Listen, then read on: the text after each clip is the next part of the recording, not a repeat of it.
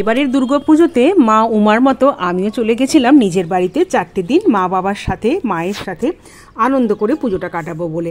দশমীর দিন বাড়ি ফিরে এসে নিজের দেখলাম যে চন্দননগরে কিন্তু তখনও অনেক প্যান্ডেলেই কিন্তু বড় বড় সার্বজনীন যেগুলো হয়েছে সেখানে ঠাকুর রয়ে গেছে। তো একাদশীর দিন সেই জন্য আমরা চন্দননগরের ঠাকুর কয়েকটা দেখার জন্য বেরিয়েছিলাম।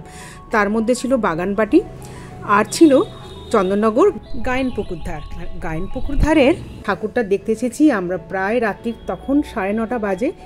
মেঘলা আকাশ, টিপ টিপ করে কিন্তু বৃষ্টিও পড়ছে, তারই মধ্যে ঠাকুর দেখার আনন্দ কিন্তু মন ভরে রয়েছে। আর জ্ঞানের পুকুর ধারে এসে দেখলাম এই সার্বজনীন কিন্তু এবারে রজত জয়ন্তী বর্ষ, সেই জন্য পালন করছে খুব ভালোভাবে। আর এখানকার পুজোর এবছরের থিম হচ্ছে আমাদের প্রাণের শহর চন্দননগর।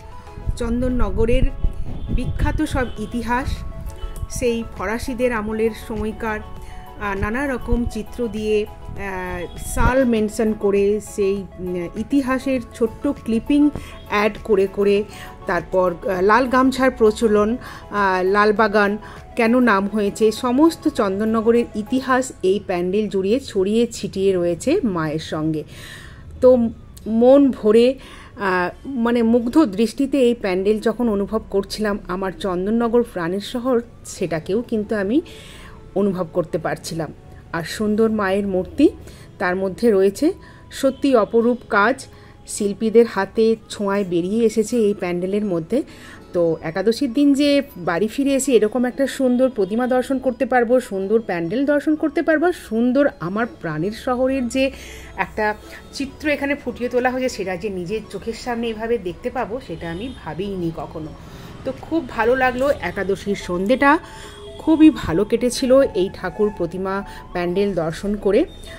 আর এখানকার যে একজন কর্মকর্তা ছিলেন তার সঙ্গে কথা বললাম, তার কাছ থেকে শুনে প্যান্ডেল আর পুজোর সম্পর্কে যে তারা কি চিন্তাধারা নিয়ে এই প্যান্ডেলটা রজতবর্ষ উপলক্ষে তৈরি করেছেন তার কথাও শুনতে আমার ভীষণ ভালো লাগছিল। তো তোমাদের সঙ্গে ছোট্ট ভিডিও করে এটা শেয়ার করলাম। চন্দননগরের ইতিহাস প্রত্যেকটা কোনায় প্যান্ডেলের জুড়ে রয়েছে। কেমন লাগলো তোমাদের অবশ্যই কমেন্টে জানিও।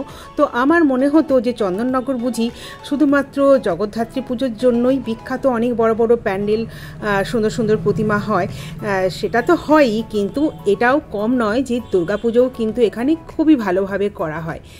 তো খুব ভালো লাগলো আর তোমাদের সঙ্গে শেয়ার করলাম। তোমাদের কেমন লাগলো জানিও কমেন্টে। ভালো থেকো সবাই, দেখা হবে পরে আরেকটা মিনি ভ্লগে। টাটা।